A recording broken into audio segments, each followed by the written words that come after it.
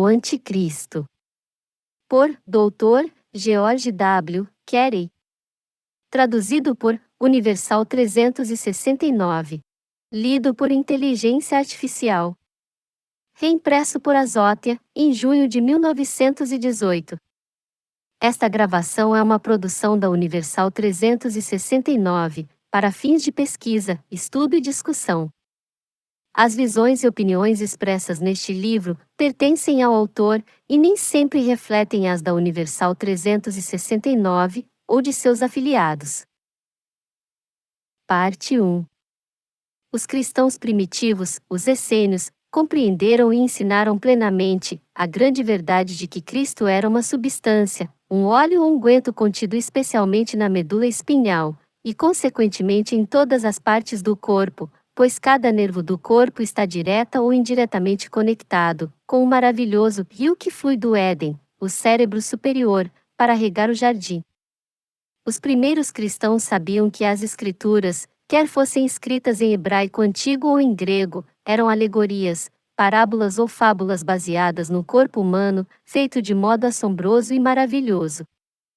Esses adeptos sabiam que a secreção que sai do cérebro era a fonte e a causa da expressão física chamada homem. E eles sabiam que o Rio Jordão era simbolizado pela medula espinhal, e que o Mar Morto era usado para simbolizar o plexo sagrado, na base da coluna vertebral, onde termina o Rio Jordão, ou a medula espinhal, tipificando a entrada da Jordânia para o Mar Morto. A substância espessa, oleosa e salgada que compõe o plexo sacral, ou cauda equina, pode ser comparada ao petróleo bruto. E a substância mais fina, óleo ou pomada na medula espinhal, pode ser comparado com o óleo de carvão. E quando este óleo é carregado, e atravessa o ida e o pingala, os dois nervos fluidos que terminam em uma cruz na medula oblongata, entrando em contato com o cerebelo. Esse fluido é refinado, assim como o óleo de carvão é refinado, para produzir a gasolina, que causa a ascensão do dirigível. Quando o óleo é crucificado. E crucificar, aqui significa aumentar em poder 1000 vezes, e não matar. O óleo então permanece 2 dias e meio, o período da lua em um sinal. No túmulo, o cerebelum, e no terceiro dia sobe para a glândula pineal, que conecta o cerebelo com o talmo óptico, o olho central no trono de Deus, que é a câmara criada pela curvatura do cérebro. Essa substância viva e vital, que é uma precipitação do sopro de vida, é o Espírito Santo, e a glândula pineal é o pináculo do templo. O modus operandi pelo qual o óleo da medula espinhal atinge a glândula pineal é descrito na parte 2. Parte 2. Não há nome debaixo do céu pelo qual possais ser salvos, exceto Jesus Cristo, e depois crucificado. Essa é a tradução correta do texto grego. A cada 28 dias e meio, quando a lua está no signo do zodíaco, em que o sol estava no nascimento do nativo, há uma semente, ou germe psicofísico, nascido dentro, ou fora do plexo solar, a manjedoura, e esta semente é absorvida pelos nervos ou ramos do nervo pneumogástrico, e torna-se o fruto da árvore da vida, ou a árvore do bem e do mal. O bem seria quando o fruto é salvo e lançado sobre as águas, ou a circulação, para atingir a glândula pineal. E o mal seria quando o fruto é consumido em expressão sexual no plano físico, ou por bebidas alcoólicas. E a gula que causa a fermentação no trato intestinal. Sendo assim, nenhum bêbado pode herdar o reino dos céus, pois ácidos e álcool corta, ou divide quimicamente, o óleo que une os sais minerais do corpo, e produz a semente mensal. Esta semente, com cheiro de peixe, foi chamada Jesus. Ichus do grego antigo, que significa peixe. E Num, hebraico para peixe. Assim, Josué, filho de Num, eu sou o pão da vida. Eu sou o pão que desceu do céu. O pão nosso de cada dia nos dai hoje. O fruto da árvore da vida, portanto, é o pão de peixe, do qual tu não comerás no plano do animal, ou Adão, do plano da terra. Mas, para aquele que superar, eu darei de comer do fruto da árvore da vida, porque o mesmo o salvou e o devolveu para o cerebelo, a morada do homem espiritual, o ego. O cerebelo tem a forma de um coração, e é chamado de coração em grego. Assim, como um homem pensa em seu coração, assim ele é. O órgão corporal que os homens em sua ignorância chamam de coração, é denominado divisor, ou bomba em grego e hebraico. Nosso divisor de sangue não é o botão que tocamos quando pensamos, mas é o lobo superior do cerebelo que vibra o pensamento. O lobo inferior é o lobo animal, mortal, que governa o mundo animal, aquela seção do corpo abaixo do plexo solar, chamada Egito Inferior, reino da terra, Apolion, diabo, Satanás, etc. Fogo e enxofre, o lago de fogo. Vem do fato de que o enxofre é o principal fator na geração da taxa de movimento chamada calor. E comer demais desenvolve um excesso de enxofre. A semente nascida a cada 28 dias e meio, perfazendo 13 ciclos completos em 365 dias, ou seja, 13 meses de um calendário lunar, permanece 2 dias e meio em Belém, a casa do pão.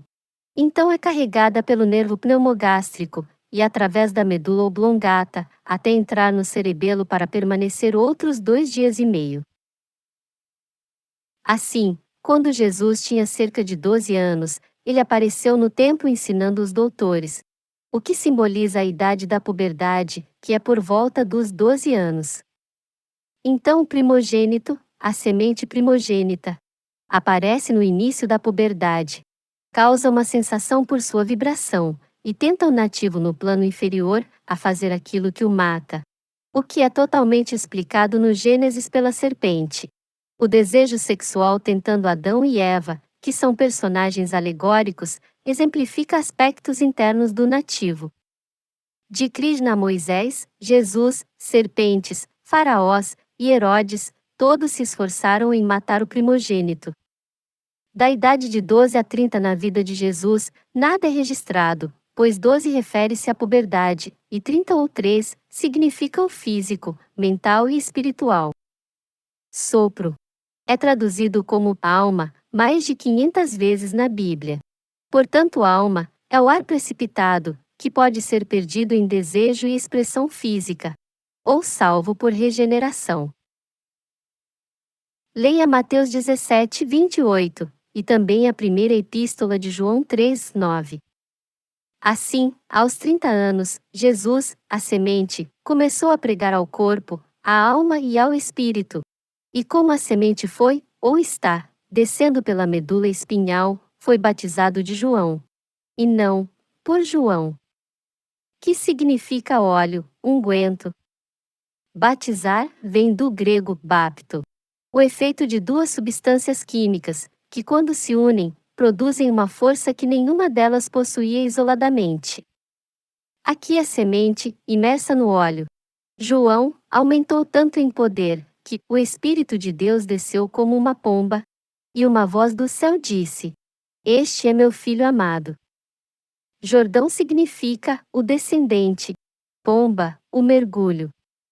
Assim, Jesus, a semente, era o filho do homem, carpinteiro ou construtor, que foi batizado no precioso óleo João, segregado do Altíssimo Cérebro. Desceu pela medula espinhal. E assim recebeu poder para iniciar sua viagem para Jerusalém, a cidade da paz de Deus, e ser crucificado no lugar da caveira, permanecendo 2 dias e meio na tumba. E no terceiro dia, ascender ao Pai. Como esta semente consome sua força a cada 28 dias e meio, e outra nasce do plexo solar, ou Belém. Vemos porque ele foi, e é, um sacrifício pelos nossos pecados. Também vemos que, como esta semente, recebendo o óleo de Cristo, é capaz de atingir a glândula pineal, e fazê-la vibrar a uma taxa que cura todos os tipos de doenças, de onde vem a declaração: o sangue de Cristo purifica de todo pecado, ou deficiências. Parte 3. Durante os primeiros 300 anos da era cristã, tudo o que foi escrito acima foi compreendido pelos verdadeiros cristãos. E por volta do final desse tempo, a perseguição desses essênios pelo sacerdócio tornou-se tão marcante que eles se encontravam em segredo, e faziam o sinal dos peixes para se identificar. Por volta do ano 325, Constantino, o imperador romano pagão, o monstro em forma humana, como foi Nero, e a besta de agosto, reuniu os mestres degenerados do cristianismo em Nicéia. Constantino assassinou sua mãe, e ferveu sua esposa em óleo, porque eles ainda mantinham as doutrinas originais dos essênios. Os sacerdotes de seu tempo disseram a Constantino que não havia perdão para crimes como o dele, exceto por meio de uma longa série de encarnações. Mas o anticristo procurou inventar um plano, pelo qual esperava enganar a lei cósmica. E assim aconteceu, depois de meses de disputas e lutas sobre os escritos dos cristãos primitivos, que revestiam as maravilhas do corpo humano com imagens orientais, que o concílio, pela simples maioria de votos, decidiram qual dos manuscritos eram a palavra de Deus, e quais não eram. O ponto muito importante na mente daqueles sacerdotes ignorantes era se um anjo tinha ou não asas, foi decidido em favor das asas por 3/4. A minoria argumentou que, como Jacó baixou uma escada para os anjos descerem e subirem, era uma evidência prima facie de que os anjos não têm asas. Basta pensar, por um momento, na colossal ignorância desses padres, que não sabiam que Jacó em hebraico significa apanhador de calcanhar ou círculo, e que a escada se referia à influência dos signos do zodíaco sobre a Terra, e como que com um signo nascendo a cada 2 horas, forma um círculo a cada 24 horas, ou os 24 anciãos do Apocalipse. As estrelas externas dos sóis nascentes, filhos, capturando os últimos filhos, sóis, do signo ascendente. Mas agora chegamos ao Anticristo. O Concílio de Nicéia, dominado por Constantino, votou que os símbolos do corpo humano eram pessoas, e que Jesus era um certo homem histórico. Uma afirmação total e indubitavelmente sem fundamento. E que todos os que acreditassem na história seriam salvos e perdoados aqui e agora. A ideia atraiu ao monstro Constantino, como uma maneira fácil de manipulação, saída de sua mente perturbada. E assim, o esquema de salvação pelo sangue real de um homem ou Deus foi implantado no mundo. Constantino e seus tolos seguidores viram que a única maneira de perpetuar a infâmia era manter o mundo na ignorância da operação da lei cósmica. Então eles mudaram tempos e estações.